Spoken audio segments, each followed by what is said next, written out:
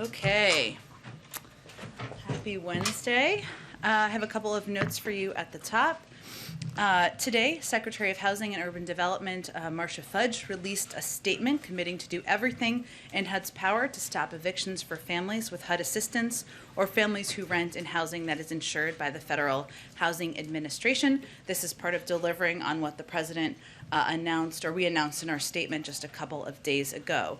And while the emergency rental assistance funds are in the hands of state and local governments, one of the critical roles that the administration can continue to play is to act as a leading hub to convene states and cities and to share best practices, as we have done at 2 major eviction prevention summits. So this morning, Treasury published examples of simplified forms that are being used effectively by emergency rental assistance programs around the country. I think Ebony may have asked a version of this yesterday, a question about this. But Treasury has repeatedly discouraged undue documentation burdens that limit access for eligible families and is sharing these example forms to make it easier for state and local governments to put that into practice. Places that have are seeing results. I mentioned Virginia yesterday, but as an example, Virginia is the second highest nationwide distributor of ERA funds in the nation and has given out $223 million to tenants and landlords in need.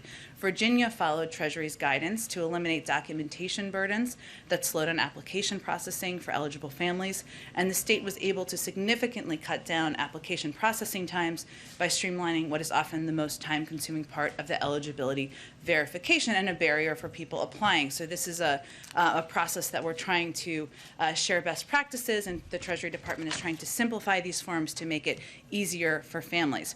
As I mentioned yesterday, we're going to continue to highlight what the bipartisan infrastructure deal will mean for families across the country, as we will digitally as well. Right now, there are up to 10 million homes with lead service lines and pipes. Children in up to 400,000 schools and child care facilities are at risk of exposure to lead. For kids, high exposure to lead can negatively affect academic performance and can lead to cardiovascular disease later in life. And the president clearly thinks that's unacceptable, as do a number of members of Congress. And that's why the deal makes the largest investment in clean drinking water in American history, replacing all of the nation's lead pipes and service lines from rural towns to struggling cities. The deal invests in water infrastructure across America, including in tribal nations and disadvantaged communities that need it most. I wanted to also take a moment to recognize the passing of Pentagon Force Protection Officer George Gonzalez, who was tragically killed yesterday in the line of duty. His life was one of service, a veteran of both the police and the military. He served the Federal Bureau of Prisons, the Transportation Security Administration, and the United States Army, where he was awarded the Army Commendation Medal for his service in Iraq. He lost his life protecting those who protect the nation. We mourn his loss and offer condolences to his family. 2 more short notes, hopefully helpful. This morning at the White House, as part of our ongoing efforts to do everything we can and engage everyone we can to encourage vaccinations, Surgeon General Dr. Vivek Murthy and members of the White House COVID-19 response team convened a historic gathering of all living former U.S. Surgeon Generals, including Dr. Antonia Novella, Dr. Jocelyn Elders, Dr. David Satcher, Dr. Richard Carmona, Dr. Regina Benjamin, and Dr. Jerome Adams. These esteemed public health leaders who served under both Republican and Democratic presidents discussed the importance of ensuring that communities of color, those hardest hit by the virus, have the information and access they need to get vaccinated. And they discussed how we can work together, of course, moving forward. Last point for all of you, the president spoke, or called, I should say, Chantel Brown last night, extended his congratulations to her. He is focused on delivering for the people of Ohio and across the country, as is she. We know his agenda, including investing in our country's infrastructure, helping grow our economy, creating good-paying middle-class jobs, is broadly popular with the American people. He's laser-focused on delivering. More Democrats means more ability to deliver on that.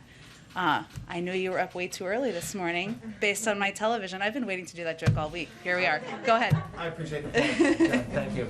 A few questions all on the same topic, short ones perhaps.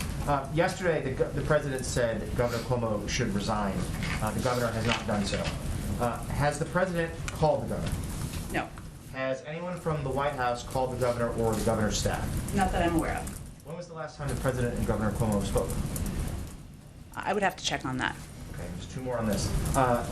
If the governor refuses to resign, does the president want to see him impeached and removed from office? The president made clear yesterday that Governor Cuomo should resign, and I believe we should start with that.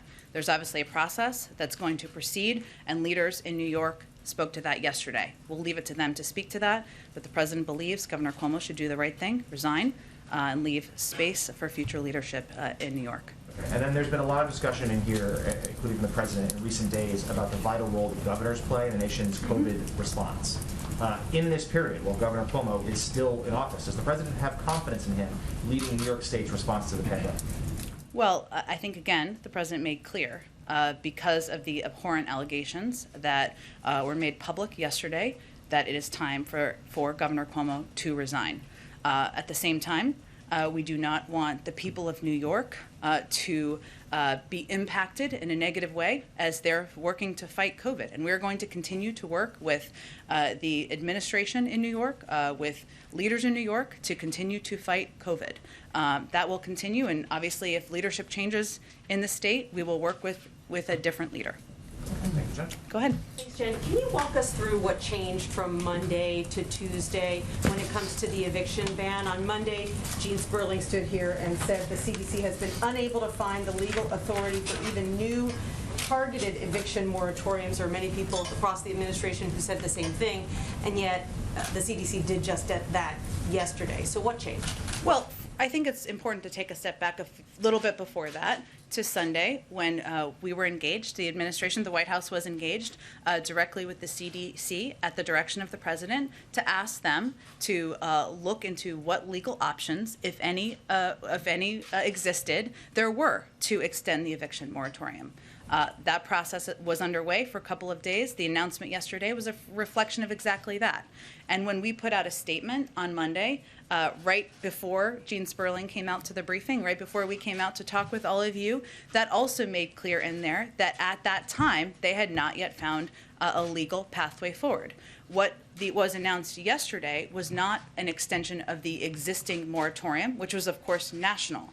It was a more limited moratorium that was going to be impacting and helping areas that were hardest hit by COVID. So different than the last moratorium. That was also reflected in the statement that we issued on Monday, that was the president's ask to look into a more limited moratorium.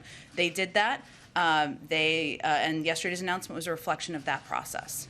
What's your message to progressives who say they're worried that President Biden's concerns about the constitutionality of this move will end up being a self-fulfilling prophecy and motivate opponents to go ahead and file suit now? Well, I would first say the president shares their desire, their commitment, and their interest in keeping renters and people in their homes. And that is exactly why he took the step of asking the CDC to look into what legal pathways forward there were. And yesterday's announcement was a reflection of that. We don't control the courts. We don't know what they will do.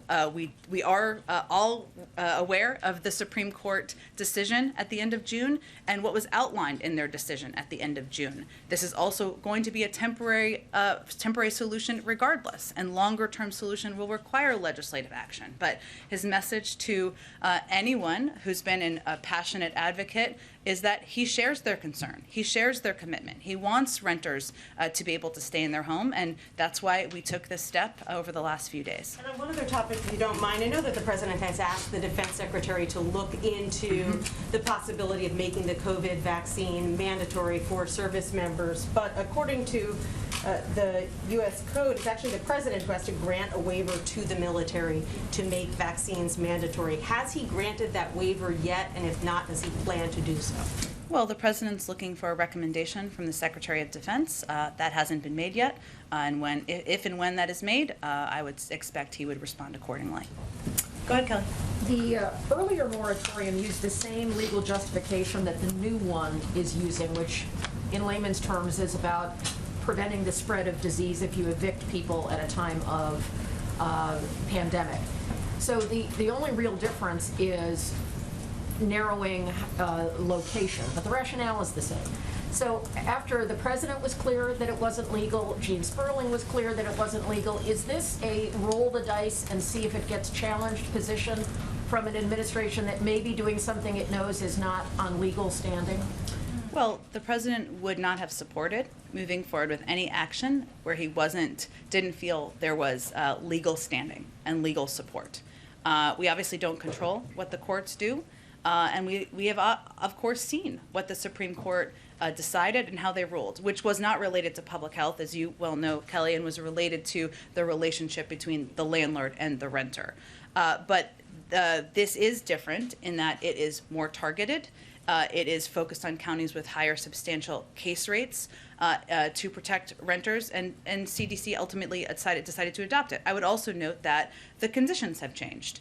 The rise of the Delta variant, especially in communities where there are large numbers of unvaccinated individuals, where there are growing case numbers, is certainly something that has raised the alarm for us. It has raised the alarm for members of Congress, and it has certainly added to the need to take this additional step. We were in the event with Dr. Murthy earlier, and he talked about the likelihood that boosters would eventually be required. For Americans who are sort of taking it on themselves and trying to seek out a third shot, what is the administration's view of those who are trying to, self-boost, for lack of a better term? Well, I've never heard that term before, but it's interesting. Okay.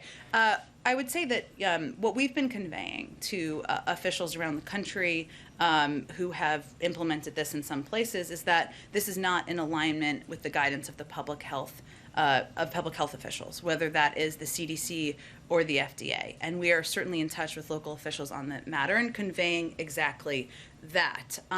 We also, at the same time, are prepared if the FDA decides that they are going to recommend a booster. That is why we ordered the number of doses we did order several months ago, because we are like Boy Scouts and Girl Scouts and always want to be prepared. So we are prepared for that, but it is not what the FDA and the CDC are recommending, and we are conveying that directly to officials.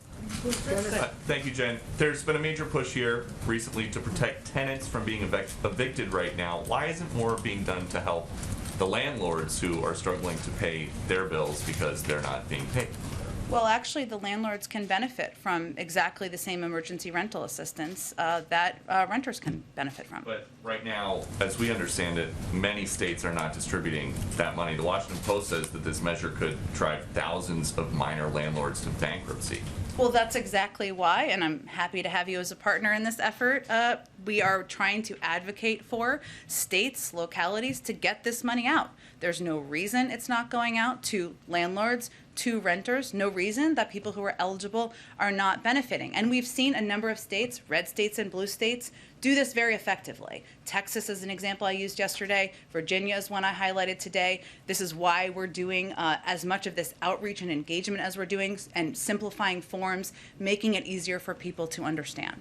Okay. And then on immigration, it's been almost 4 months since the president told migrants, don't come, don't leave your town. Almost 2 months since the vice president went to Central America to say, do not come. But people are coming in record numbers. Does the president think his immigration plan is working? Well, the president continues to convey to anyone, as you've said, who wants to come to the United States, now is not the time to come. It is not the time to come and try to go through irregular migration. We want to have an effective process where you can apply for asylum, where you can apply for legal status. We have increased our investment in areas like the Central American Minors Program, allowing people to apply from within country so they are not making that dangerous trip. There's more that needs to be done. We've also instituted a number of additional steps recently, including expedited removals to move people out of the country more quickly. But we're still at work on improving a process and improving a system that was very broken when we took office. So the message to migrants is the same, even though they are coming at 21-year high, 210,000 encounters at the border last month. And I would also note the number of people who were removed from the border, which is an important part of the context, which is almost half of that number. But he's saying don't come, and they're coming.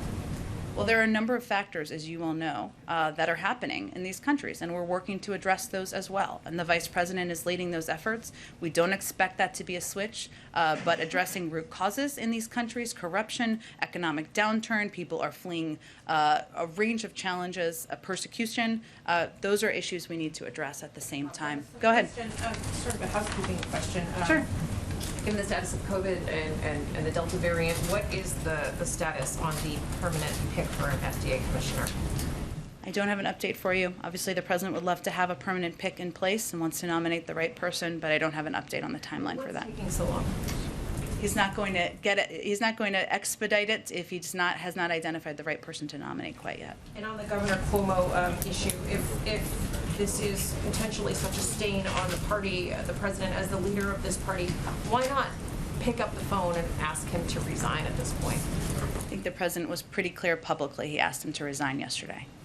No plans to call him, though? I don't have any, no plans to call him to preview, no. Go ahead, Jeff. Jen, sort of picking up on Kelly's question, the WHO today called on countries basically to put a halt on booster shots of the COVID vaccine. I know that's not the policy yet of the United States, but it does appear as though we're moving in that direction, at least for people who are immunocompromised. What's the White House reaction to his call to put that off until at least the end of September so that poorer countries can get more vaccine? Well, Jeff, we feel that it's a false choice and that we can do both. We announced just yesterday that we hit an important milestone of over 110 million vaccines donated to the world. That is more than any other country has shared combined. We also made clear that that is the beginning, and we also started to donate the 500 million doses of Pfizer we've purchased. We will start to donate those later this month. So we've taken action on the global level far more than any country around the world. We're asking the global community to also step up. We saw some action at the G7. More needs to happen. But we believe we can do both. We also, in this country, have enough supply to ensure that every American has access to a vaccine. We will have enough supply to ensure if the FDA decides that boosters are recommended for a portion of the population, to provide those as well. We believe we can do both, and we don't need to make that choice. All right. On a separate topic, is the White House tracking the case of the Belarusian Olympian who was forced to go to the airport and then ended up going to Austria instead of back to her own country? And is the U.S. providing any assistance to her or anyone else on the Belarusian team? We are aware of the case. I would have to check if there's direct assistance. The State Department may be the best source for that, but I will check with them and see if there's anything to provide to all of you. Go ahead. Who inside the administration signed off on the legality of what the CDC proposed yesterday? Is that the CDC's lawyers, Justice Department?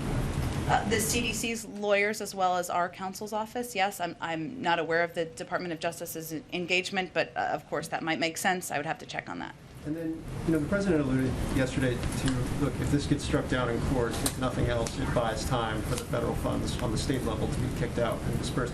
How much of that was a driving force behind the decision to move forward with this? That, look, we need to figure out some way to buy time as states figure this out. Let's just go ahead with this.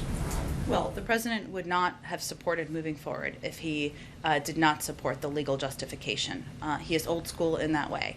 But I would tell you that regardless of what is decided by any court, if anything is decided by any court, this is not a permanent solution. It is extended through the beginning of October. And I think you've seen that recognition by a range of members of Congress and leaders and advocates who have been so passionately talking about the need to extend the eviction moratorium. It would require legislative action. The other piece of this that I know we keep talking about, but is really a solution here, and that's why we keep talking about it, is getting this money out to states and localities. This is really about money, right, and funding.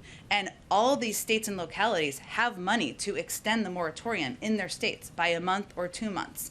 There have been challenges that are understandable, including the fact that there's no federal infrastructure for distributing this money. The states are doing it on their own. There are challenges where even well-meaning landlords and others are trying to figure out how to accept applications. We're working through those challenges, but that is a solution for the short term, and that's why we've talked about it and why we've spent so much time investing in that as well. And then just one more quick one. The president was very sharp with kind of his perspective on Republican governors who put block, I guess, specific potential public health options. It echoed something you'd said yesterday, a very sharp tone, either deal with it or move out of the way.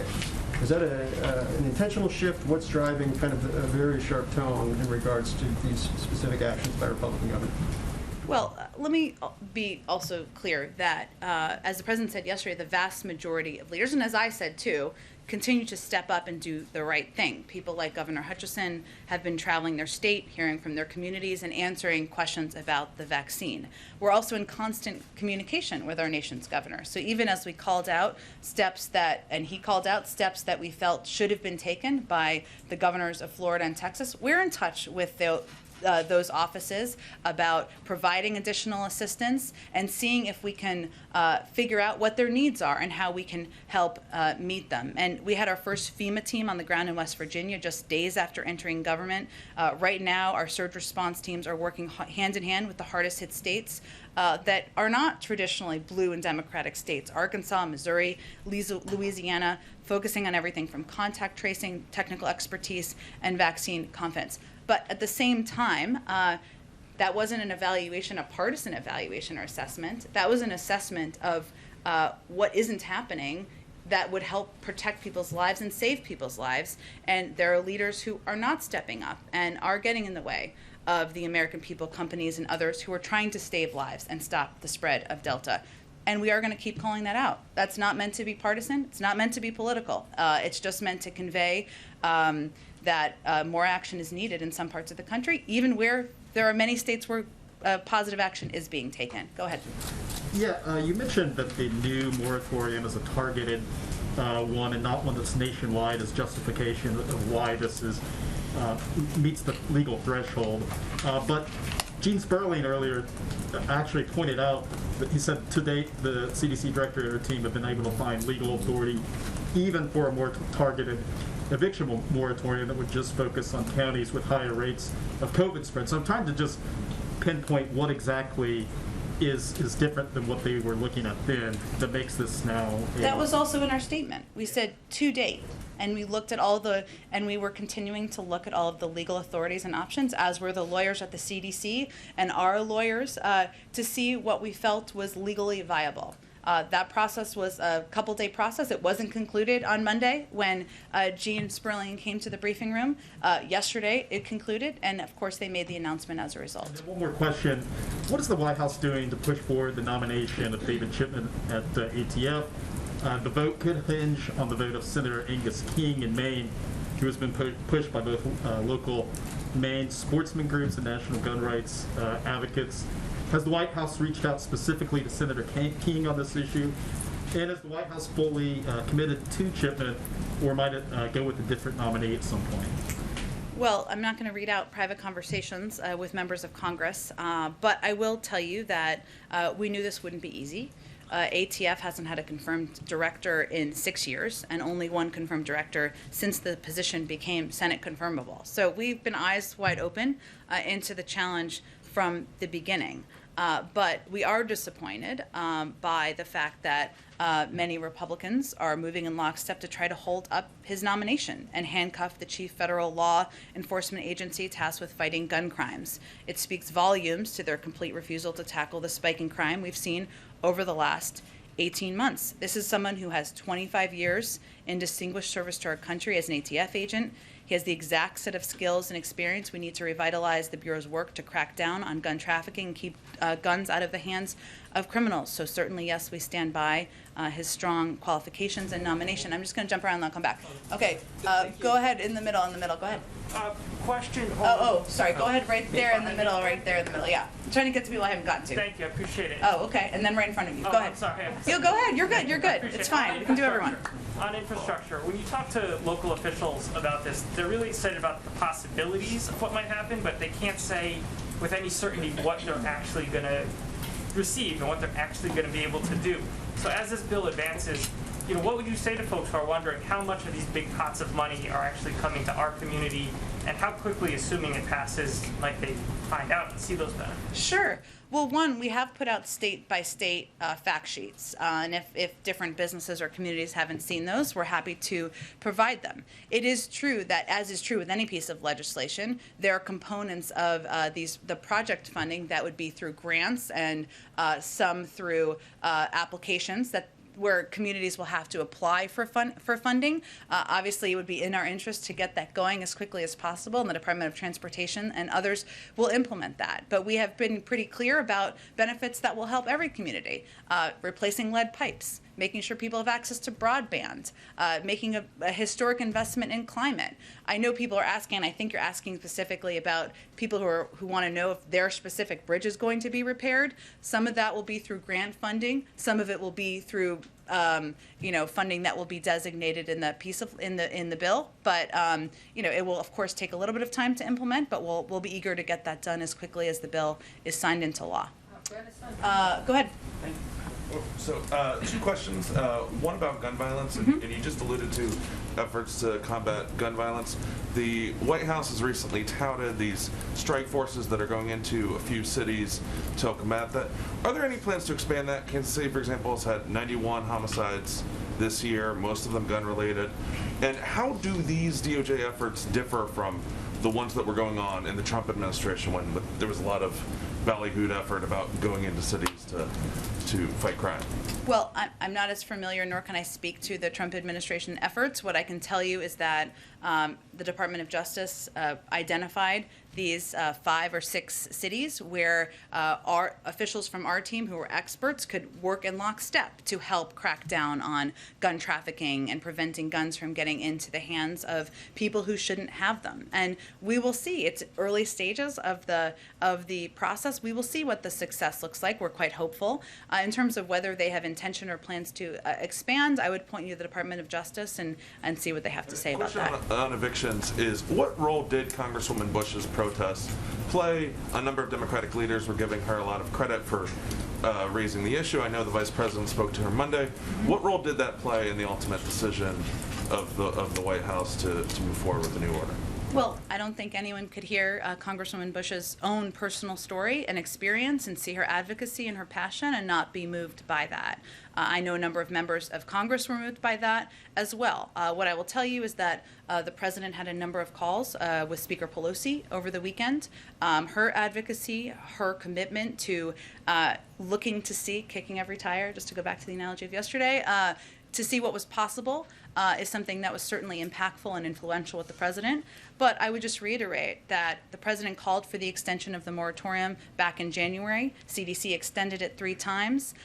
We also have spoken to this over the course of the past several months, and we've been in close touch with a range of members of Congress. So absolutely, the passion, the advocacy of a number of members is something that I think everybody watched closely, but I think it's important to note that we all shared the same objective and have from the beginning. Go ahead. Thank you, Jen. Thank you. Thank you. It's been a while, so I'm hoping to ask you 2 questions, if Okay. that's all right. First about the coronavirus pandemic, and then about a follow-up to Governor Cuomo, the report on him.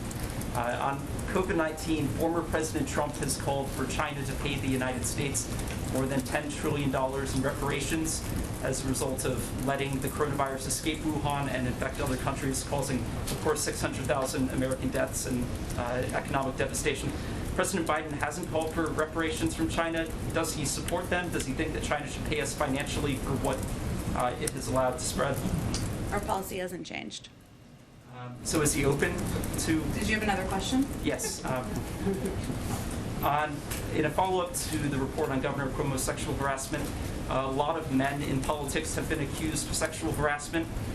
President Biden was accused by female Secret Service agents of skinny dipping in front of them, offending them, according to former Washington Post reporter Ronald Kessler, who's an author as well. His former Senate aide Tara Reid accused him of sexual assault. The Washington Post and the New York Times have published multiple accounts of women who objected to the way President Biden touched them. Should there be an independent investigation of allegations into the president as there was into Governor Cuomo? Well, first I would say the president has been clear and outspoken about the importance of women being respected and having their voices heard and being allowed to tell their stories and people treating them with respect. That has long been his policy, continues to be his policy. That was heavily litigated during the campaign. I understand you're eager to come back to it, but I don't have anything further other than to repeat that he has called for the governor to resign. Go ahead. If and when the Senate passes bipartisan infrastructure deal, would President Biden like to see the House come immediately back into session, or is he okay waiting until the recess ends at the beginning of next month? He certainly is going to be guided and be talking regularly with Speaker Pelosi about what she recommends and what she thinks the best path forward looks like. And you guys have said you guys are not going to return to lockdowns. Now, is that based just on current COVID conditions, or Dr. Fauci today in an interview warned that he is worried about a potentially worse variant that could more affect vaccinated people? So is the guidance on lockdowns just based on current conditions, or is that just and could change, or is it forever more? Are there not going to be lockdowns? Well, I think Dr. Fauci and Dr. Collins have both spoken to this in recent days, and what they have conveyed and what it's based on is the fact that we have made a significant amount of progress in the past 6 months, even as we are fighting the Delta variant, the most transmissible variant we have seen. And that includes 70% of the American people getting their first shot, more than 162 million Americans at this point. That's progress. That ensures that a lot of communities are going to have a great deal of protection, and we're in a different place than we were when there was the period of lockdown. So it's a reflection of that.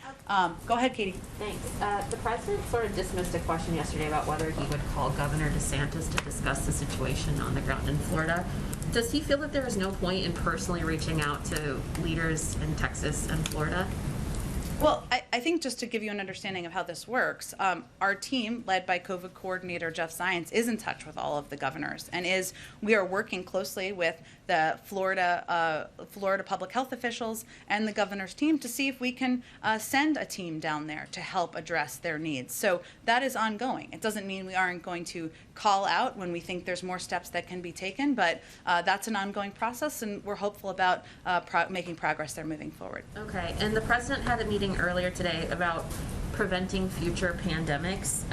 Can you give us a readout on what he heard or discussed, and what's the administration learning about that issue?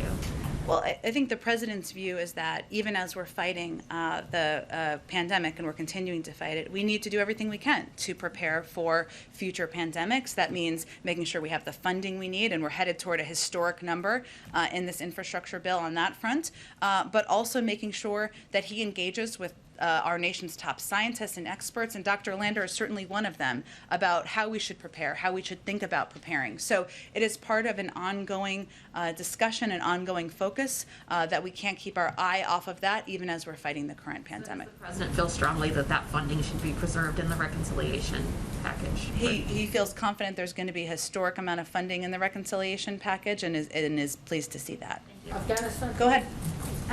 To go back to Cori Bush for a second, can I just confirm or ask, did the president himself personally ever speak with Representative Bush?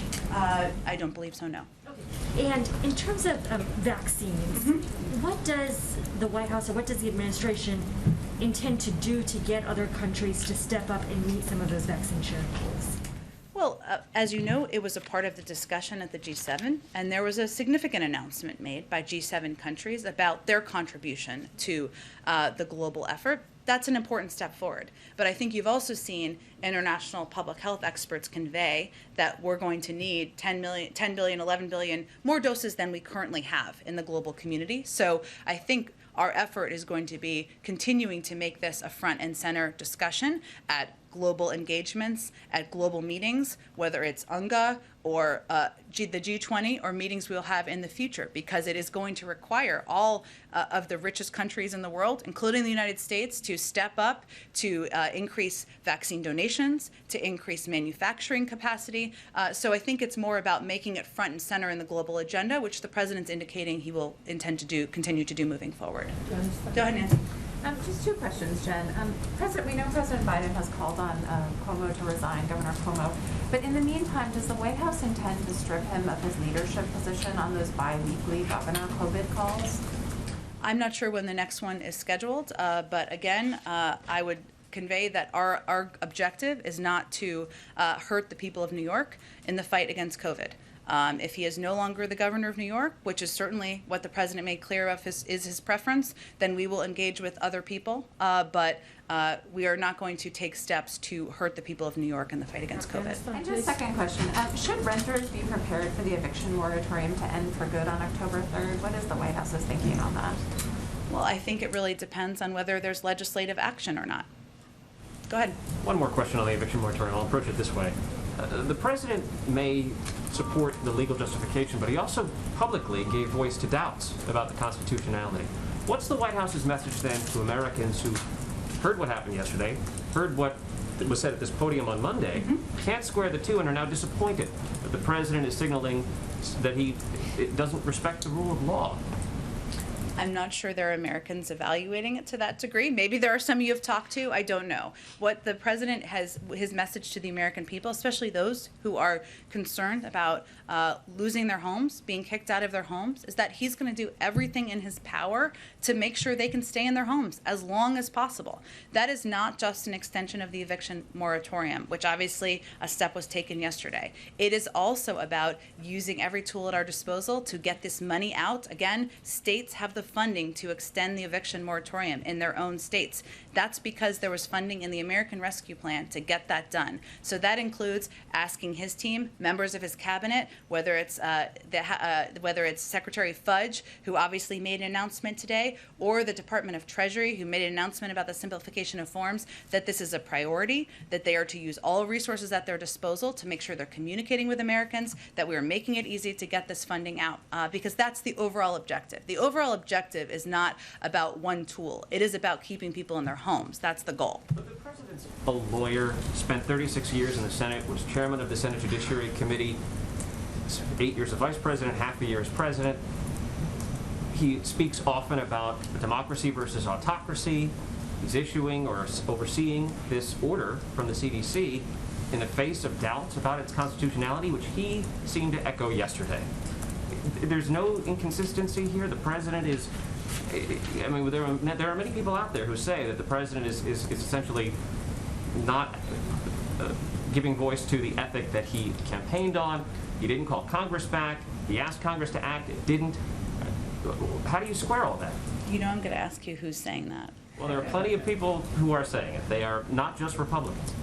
Okay, I'll leave that to others to figure out. But I think what's important to note here is that the president would not have moved forward with a step where he didn't feel comfortable and confident in the legal justification. It is also a reality that there are legal steps that have been taken by the Supreme Court in the last few months. And we have spoken to that publicly. We're not going to hide from that. But he asked the CDC and his legal experts to look at what is possible. This is a narrow, targeted moratorium that is different from the national moratorium. It's not an extension of that. It's a different moratorium from a policy and legal standpoint. So he felt comfortable in the justification and the legal approach to this effort. A quick follow-up on that, Jen?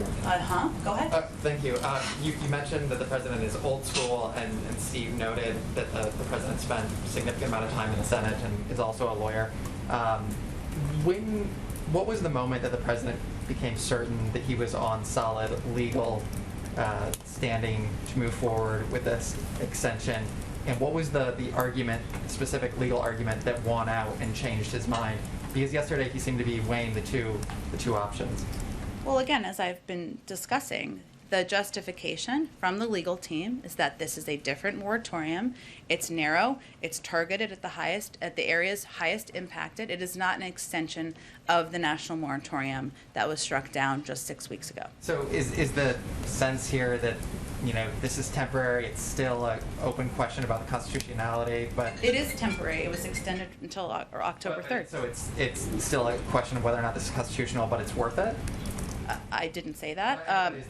He would not have advocated for and supported moving forward with something if he was not comfortable with the legal justification. Let me just go around. Go ahead to the middle here. Yeah, thanks, Jen.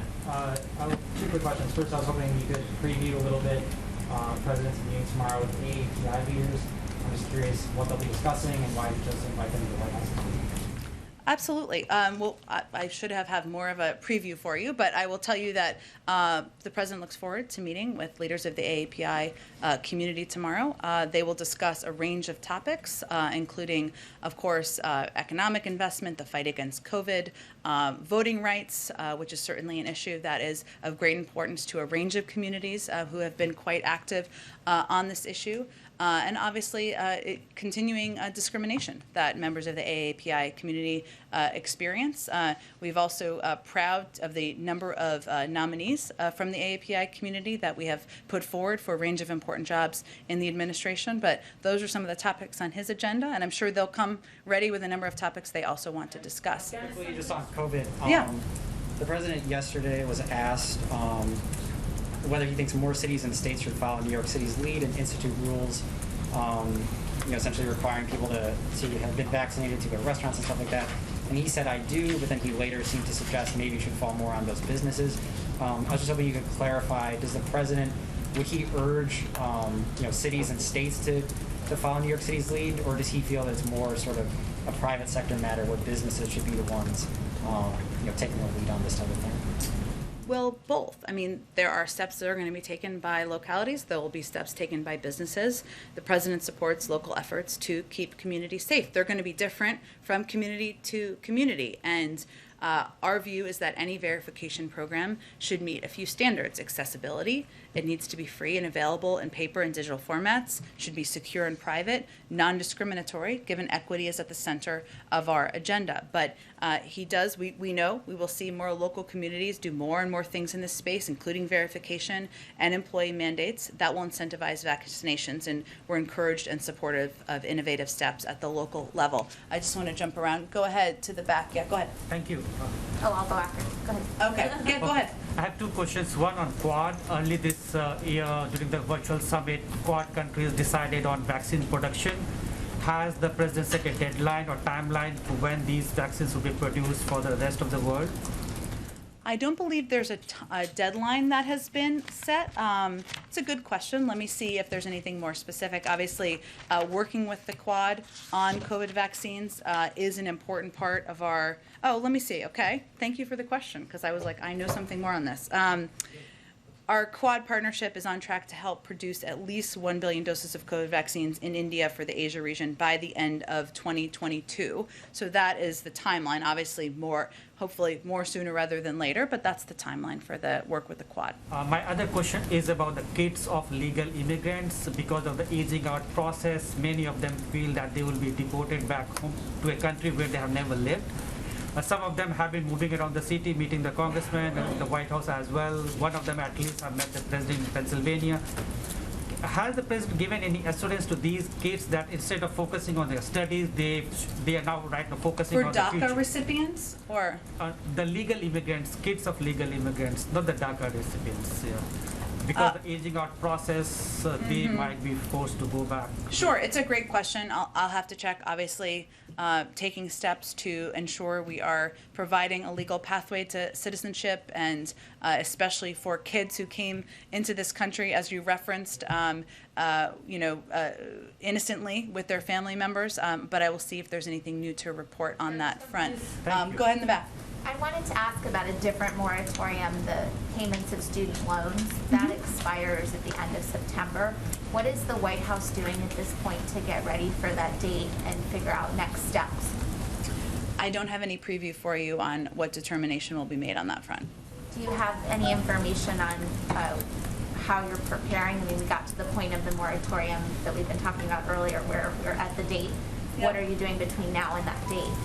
We are certainly well aware of the date, well aware of the impact, but I don't have anything to preview in terms of a decision. And I wanted to ask one more question about the Justice Department. The slot for Solicitor General is still open with the Supreme Court first session ending several months ago at this point and going into some cases that I'm sure the administration really cares about. Where are you at on picking someone, and what are you doing to get ready for that? I don't have anything to preview for you on any personnel announcements or decisions. Thank you. Go ahead, Shelby. Thanks. I wanted to ask about a Harris poll released this week that indicates the majority of Americans believe the worst of the pandemic is still ahead. And this is a big change from a few weeks ago.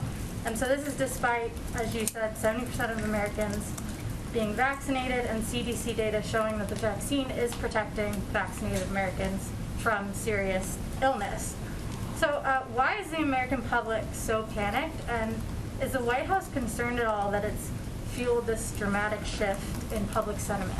That we have fueled it? Yeah, through, returning the mask recommendations for vaccinated Americans. Is it concerned at all? What can it point to as a reason for I haven't Americans? taken a close look at this poll. What I will tell you is that a poll before this, I believe a CBS poll, showed that more vaccinated Americans were concerned about the rise of Delta than unvaccinated. So that was even prior to the mask guidance being put in place. And certainly, as people see, the rising cases in certain communities, unvaccinated communities. Of course, that's concerning. We understand that. But we also believe that it is our responsibility to provide accurate public health information and also make clear to people the impact of being vaccinated and the fact that the vaccines are doing exactly what they should do, which is protect the vast majority of people from serious illness and hospitalization. But yes, we know that it is a challenge, and fighting a pandemic and communicating about it is a challenge. But certainly that's why we do as many briefings as we do, why we come out here every day as we do, and why we'll continue to allow our public health guidance to be in the lead. Go ahead. Yeah, on infrastructure, the House Speaker is still saying that the reconciliation bill and the infrastructure bill should be connected. Which bill would the president like to see on his desk first, the bipartisan infrastructure bill or the reconciliation bill? The president looks forward to signing both into law, and he's eager to do that. We've certainly made progress, and I'll also note that on the reconciliation package, which I know we haven't talked about a lot because the infrastructure bill has been front and center, but in the meantime, behind the scenes, which is, by the way, where most of the work happens in places like the White House, our legislative affairs team has had over 375 meetings and calls with members and senior congressional staff about just the reconciliation package. But there's no preference from the president whether he wants to see the reconciliation first, or he's going to stay in close coordination and rely on the guidance and leadership of Leader Schumer and Speaker Pelosi. How does as the leader of the Democratic Party, how does he get House Speaker Pelosi on the same page that they're not connected? Well, again, I think the president's been clear that he wants to sign both into law. We're encouraged by the movement of the infrastructure package forward, and we've been doing a lot of work behind the scenes, and the president will continue to advocate for publicly the reconciliation package, given how important his Build Back Better agenda is to him. We're told you have a hard out, Shirley. Just one or two more. Sure. Okay. Go ahead. The president made an announcement on Lebanon recovery today. Can you outline that for us? Sure. And also give us a sense, given the fact this is the one-year anniversary of that blast that devastated Beirut, how important is Lebanon's political and economic stability to the United States, given the crisis it's in right now? Absolutely. It's very important. On behalf of the country, the president sent his deepest condolences to all those who were injured, lost loved ones, and still struggle to recover from the trauma from the catastrophic explosion at the port of Beirut 1 year ago. Today, we actually did a video from him that we're happy to provide to anyone who is interested. We also recognize that the people of Lebanon have suffered more over the past year because of avoidable political and economic crises. So what we announced today is nearly $100 million in new humanitarian assistance. That is on top of the almost $560 million in humanitarian aid that we have provided to Lebanon over the last 2 years. We recognize the important role Lebanon has played in the region, as you referenced, and also their role in hosting over 1 million Syrian refugees for a number of years. And we're quite proud of our longstanding support for the Lebanese people, and the president urges his fellow leaders in capitals around the world to also step up their support for the Lebanese people. No amount of outside assistance, of course, will be enough to repair the pain from the blast just last year. Okay. Nikki, go ahead. Great. Are there any plans for the president to hold a press conference before he goes to the beach?